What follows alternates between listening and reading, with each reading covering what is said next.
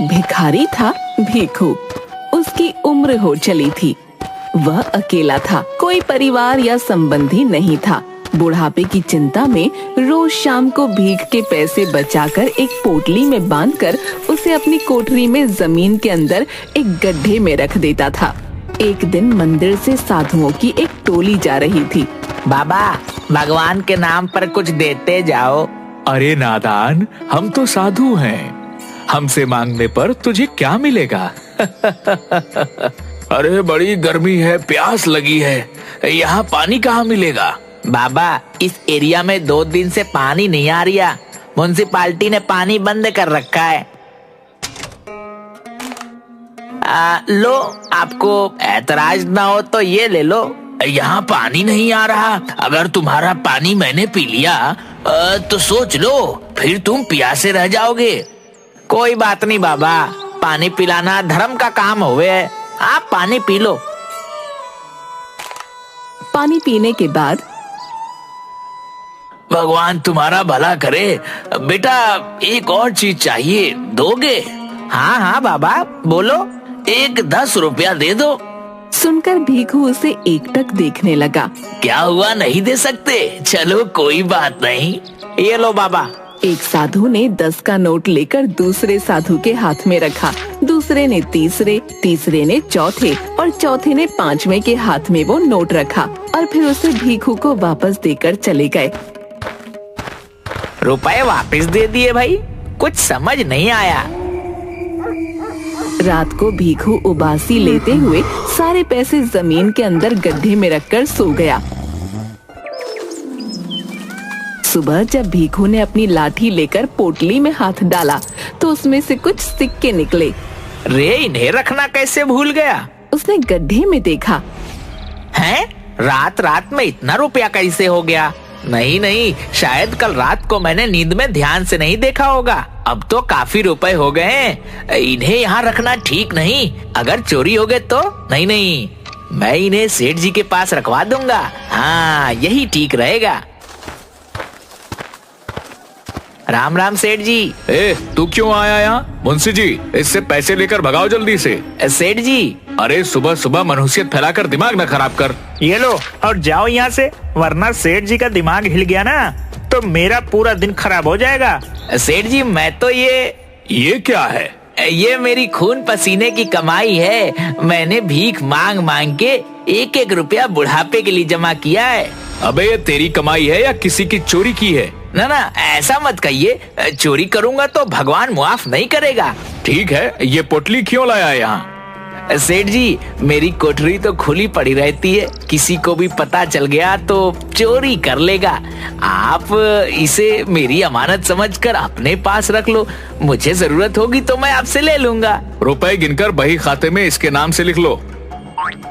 100, 200, 500, 1000। सेठ जी, पूरे 1000 हैं। सुन भीखू, इतना रुपए पड़े पड़े रखा रह जाएगा। तू कहे तो इन्हें ब्याज पर चढ़ा दूं, अच्छी रकम मिलेगी। पर सेठ जी। अरे तू फिक्र न कर, मैं सब देख लूंगा। तेरी रकम 6 महीने में दुगनी हो जाएगी। ठीक है सेठ जी, मुझे आप पर पूरा भरोसा है। सब आप पर छोड़ता हूँ। हाँ हाँ, तू चिंता ना कर। राम राम।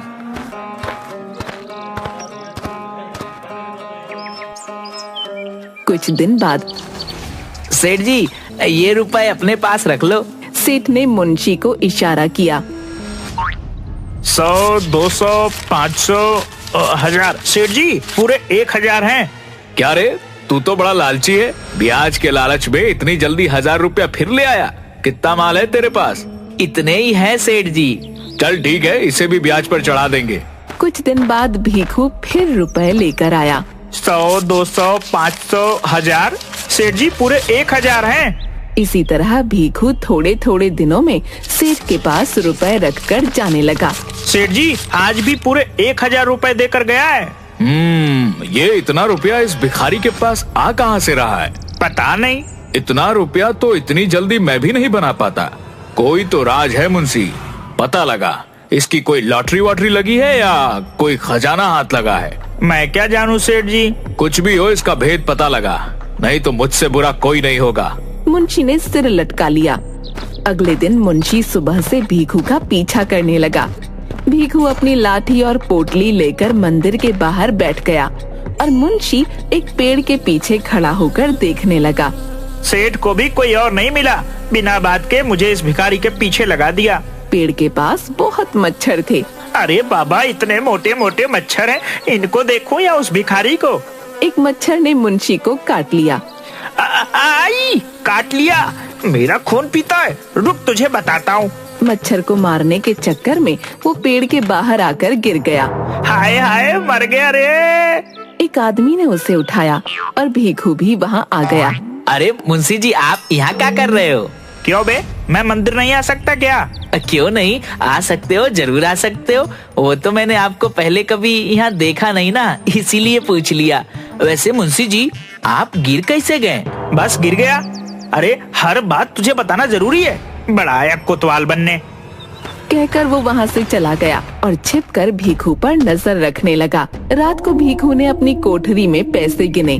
10, 20, पूरा 25 रुपया हो गया। और उसने रुपए जमीन के अंदर गड्ढे में रख दिए। मुंशी खिड़की के पीछे छिपकर ये सब देख रहा था। अच्छा, तो ये रुपए यहाँ छिपाता है, पर इसके पास इतने रुपए आते कहाँ से हैं? मुझे इससे क्या? मुंशी ने पूरी बात सेठ को बताई। जरूर जमीन के अंदर उस भिखारी को कोई खजाना मिला है, किसी को पता नहीं चले, इसलिए यहाँ थोड़ा थोड़ा रुपया लेकर आता है। सेठ जी, वाह वाह, क्या दिमाग लगाया आपने। मेरे दिमाग में तो ये बात नहीं आई। दिमाग हर किसी के पास नहीं होता, वरना सब सेठ होते। अब चल मेरे साथ। कहाँ सेठ जी? कहा ना, बस चुपचाप चल। दोनों लाठी लिए भीखू की कोठरी में पहुँचे। आई, सेठ जी, कितनी बदबू है यहाँ। भिखारी के घर में बदबू नहीं तो खुशबू आएगी। सेठ जी, आप मुझे यहाँ क्यों लाए हो? मेरा तो दम घुट रहा है। कहकर वो वहाँ से जाने लगा। सेठ ने उसका हाथ पकड़ लिया। अबे जा कहाँ रहा है? जो काम करने आए पहले वो तो कर लें। कहकर उसने मुंशी के हाथ से रुमाल लेकर अपनी नाक पर रख लिया। मैं यहाँ खड़ा रह के ध्यान रखता हूँ, तू गड्ढे में जाकर देख कितना रुपया है। सेठ जी, मैं हाँ तू चल, अब जल्दी कर। मुंशी ने गड्ढे में रखी पोटली निकाल कर रुपए गिने। सेठ जी, इनमें तो सब मिलाकर बस 60 रुपया है। क्या बकवास कर रहा है, ध्यान से देख। मुंशी ने ध्यान से देखा। सेठ जी, सच्ची बस 60 रुपया है। सेठ जल्दी से उसके पास आया, उसने पोटली फैला दी। अरे इनमें तो सच में बस इतने ही हैं। मुंशी चल गड्ढा खोद। मुंशी ने पोटली वाले गड्ढे को और खोदना शुरू किया। सेठ जी, इतना गहरा तो खोद दिया। सेठ के इशारे पर मुंशी ने गड्ढे में हाथ डाला। क्या हुआ? सेठ जी, कुछ तो है, बहुत बड़ा, एकदम मुलायम मुलायम, पर हाथ में नहीं आ रहा। सेठ ने मुंशी को पीछे करके खुद गड्ढे में हाथ डाला। तगड़ा माल है, तगड़ा। उसने जैसे ही हाथ निकाला, उसमें बड़ा सा सांप था। सांप, सांप, सांप! सेठ ने घबराकर सांप को फेंक दिया। गड्ढे में से बहुत सारे सांप निकलकर कोठरी में फैल गए। मुंशी घबराकर बेहोश होने लगा। अबे भाग, नहीं तो सांप डस लेगा। हाँ हाँ, भागो भागो भागो। दोनों जिधर भी भागते सांप आ जाते। पूरी कोठरी सांपों से भर गई। सेठ सांपों के ऊपर से जाने लगा तो गिर पड़ा। उसके सिर से खून बहने लगा और सांप उस पर चढ़ गए। हे भगवान बचा ले, अब कभी लालच नहीं करूंगा, इस बार बचा ले भगवान, बचा ले। अचानक सभी सांप हटने लगे। सेठ जी, चलो जल्दी भागो यहाँ से। दोनों वहाँ से भागने लगे। चौखट पर सेठ ने पीछे मुड़कर कोठरी के अंदर देखा, सांपों को उसकी तरफ आते हुए। ये देखकर सेठ और मुंशी दोनों वहाँ से भाग गए। शाम को भीखू जब वापस आ रहा था तो मोनू दिखा। मोनू, अरे ओ मोनू, कहाँ भागे जा रहा है? जरा रुक तो। मोनू रुक गया। तेरा बाबा कहाँ रहता है? आजकल कितने दिन हो गए दिखाई नहीं देता। बाबा तो बीमार है, 2 दिन से अस्पताल में है। क्या हुआ उसको? डॉक्टर कुछ नहीं बता रहा है, बोला कि जो दवाइयाँ देनी है वो अस्पताल में नहीं है, तुम ले आओ तो तुम्हारे बाबा ठीक हो जाएंगे। बहुत महंगी दवाइयाँ हैं। मैं माधव के पास रुपए उधार मांगने गया था, पर उसके पास भी नहीं है। तू उदास मत हो बेटा, रुपया मिल जाएगा। कहाँ काका, सुबह से 4 लोगों से मांग चुका हूँ पर किसी के पास इतना रुपया नहीं है और बाबा की तबीयत बिगड़ती जा रही है। कितने में दवाई आएगी? 1100 काका, पूरे 1100। मेरे पास तो 20 रुपया है। तो बेटा हो गया रुपयों का इंतजाम। वो कैसे काका? ये ले, इसमें पूरे 20 रुपया है। 60 रुपया और है मेरे पास और तेरे पास 20। काका तो सब मिलाकर खाली 100 ही तो हुआ, बाकी का 1000 कहाँ से आएगा? तू फिक्र क्यों करता है? तू जा, मैं थोड़ी देर में रुपए का इंतजाम करके आता हूँ। भीखू अपनी कोठरी की हालत देखकर, हे राम, आज तो सच्ची कोई चोर आ गया। उसने गड्ढे के पास जाकर पोटली उठाई तो वो खाली पड़ी थी। उसने आसपास गिरे हुए रुपयों को उठाकर गिना। ये तो पूरे 60 है। हे राम, तेरा शुक्र है चोर आया पर रुपया लेकर नहीं गया। भीखू ने गड्ढे में हाथ डाला। हैं? इतना गहरा गड्ढा खोदा और एक भी रुपया नहीं ले गया। ये कैसा आदमी था? भीखू सेठ के पास गया। राम राम सेठ जी। सेठ के सिर पर पट्टी बंधी हुई थी। उसे देखकर सेठ और मुंशी दोनों डर गए। तू क्यों आया है? देखिए ना सेठ जी, आज पता नहीं कौन चोर कोठरी में घुस गया था। मुंशी ने सेठ को देखा। शुक्र है कि मैं अपने रुपए आपके यहाँ रखवा गया था, वरना आज सब चोरी हो जाता। वो तो कोठरी में ज्यादा रुपया नहीं था तो कोई नुकसान नहीं हुआ। सेठ और मुंशी दोनों एक दूसरे को देखने लगे। मेरा दोस्त अस्पताल में है, उसकी दवाई के लिए रुपया चाहिए। आप मेरा 1000 रुपया दे दो, मुझे कोई ब्याज वाज नहीं लेना, बहुत जरूरी है सेठ जी। हाँ, क्यों नहीं भीखू, वो तेरा ही तो रुपया है। ऐसा कर, तू अपना सारा रुपया ले जा। भीखू ने हाँ में सिर हिलाया। मुंशी, जल्दी से इसका हिसाब कर। मुंशी रजिस्टर में हिसाब करते हुए, तेरा कुल रुपया 6000 हुआ और 500 ब्याज। 100 रुपया मेरी तरफ से रख लियो तो कुल रुपया 6600 हो गया। है पर मैंने तो 1000 रुपया ही दिया था, इतने सारे कैसे हो गए? अरे बावले, भूल गया क्या? पिछले 6 महीने से हर महीने 1000 रुपए देकर जा रहा है। ऐसे कोई भूलता है क्या? मैं सच्ची कह रहा हूँ सेठ जी, मैं तो खाली एक बार ही 1000 रुपए देकर गया था। अरे भाई, आज इतनी मुश्किल से जान बची है तो फिर क्यों आफत कड़ी कर रहा है? मुंशी, इसको हर महीने का हिसाब दिखा।